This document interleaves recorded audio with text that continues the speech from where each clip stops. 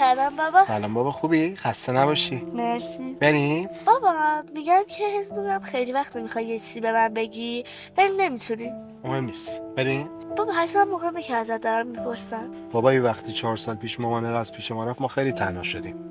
من همیشه تو این مدت فکر میکردم که نداشتن یه مادر واسه تو دردش خیلی بیشتر از نداشتن یه همسر واسه منه.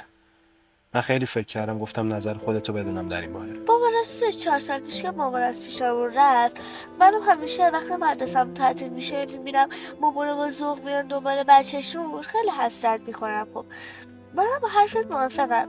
به نظرم منم واقعا نیاز به مادر دارم. اینو ترجیح میدم خودت تصمیم بگیری، ولی خب اگه واقعا میبینی اون کیس میتونه یه همسر خوبی برای تو باشه و یه مادر خوبی برای من باشه، من قبول میکنم. قربونت برم که اینقدر باشعوری. همیشه توی این 9 سال بهت افتخار کردم که از سنت بیشتر میفهمی. میتونم توی همچین مسائل مهمی باهات درد و دل کنم، مشورت کنم. دمت گرم.